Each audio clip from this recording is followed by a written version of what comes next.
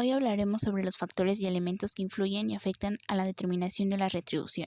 El equipo está integrado por Campos Ibarra, Katia Lisbeth, Donado Pérez, Ángeles Aislinn, Moreno Garibo, Denise Guadalupe. Dentro de la temática a abordar, nos encontramos con la retribución y su adecuada determinación de acuerdo a lo establecido en la ley y en las políticas de la empresa. Esto es importante porque nos permite tener la suficiente claridad sobre el conjunto de pagos que se deben de otorgar al trabajador por el trabajo que desempeña dentro de la organización.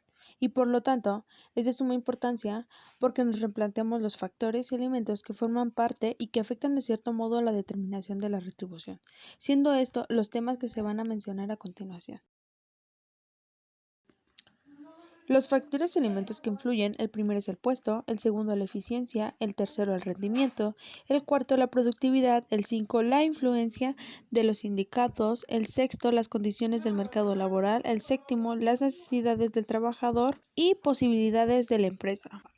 Como número 1 tenemos el puesto, en donde la justicia básica supone una de las razones importantes para que exista diferencia en el monto del salario, es decir, se da una importancia en los puestos. La remuneración debe de estar en proporción directa con la proporción del puesto, a trabajo igual, salario igual. Por ejemplo, para un análisis de puestos, lo fundamental es definir las obligaciones y responsabilidades que componen el puesto. Esto se logra mediante su análisis para valorar objetivamente factores que integran el puesto. La eficiencia es la habilidad que tienen las personas para administrar los recursos y lograr los objetivos. Es lógico que se tome en cuenta el puesto que desempeña, ya que varios individuos no lo hacen con la misma eficiencia. La ley añade en condiciones de puesto y de eficiencia iguales. Un ejemplo de esto es la empresa Compumex, que se dedica a crear computadoras 100% ensambladas en México. Para crear 100 unidades en un día es necesario que los empleados trabajen 4 horas continuas y que control de calidad cheque los dispositivos otras 4 horas. La eficiencia es el sistema que se logra si los empleados logran producir 200 unidades de computadoras en el mismo tiempo o crear 100 unidades en 5 horas, teniendo exactamente la misma calidad. El número 3 es el rendimiento.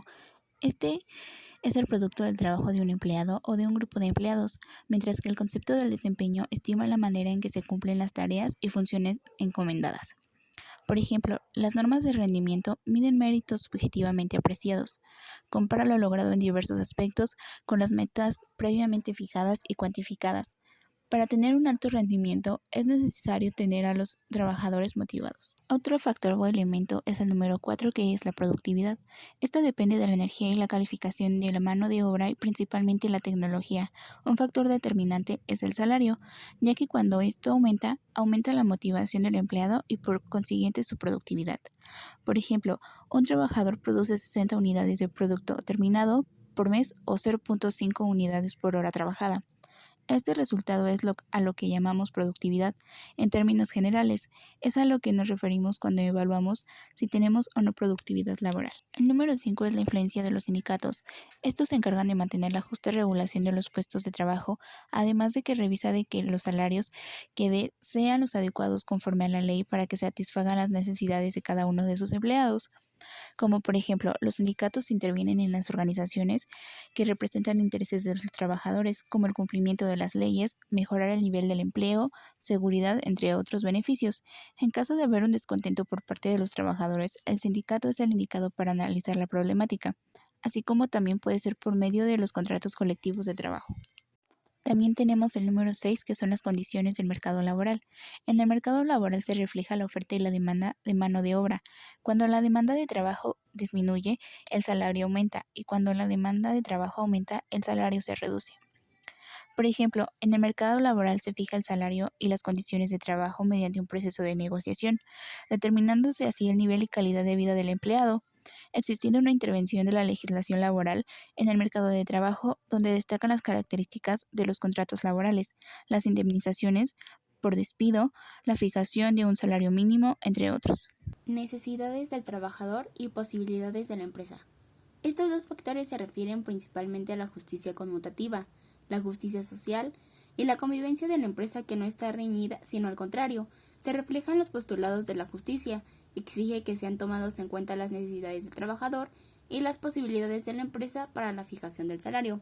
Un ejemplo de esto es que sean en dinero, como las gratificaciones, las jubilaciones o bien en especie como casa habitación, cafetería, etc. Se dan principalmente estas cuando las posibilidades de la empresa le permiten brindarles el personal, además de salarios justos. Los factores y elementos que afectan: 1. El área de trabajo. 2. La estancia en la empresa. Y 3. El género. El área de trabajo. El área laboral es uno de los factores que más afectan al salario de una persona, ya que los salarios se dan dependiendo de la jerarquización de los puestos. Por ejemplo, en las empresas cada área se encarga de actividades diferentes, lo cual divide el trabajo para cada área, pero no todos se dedican a las mismas tareas.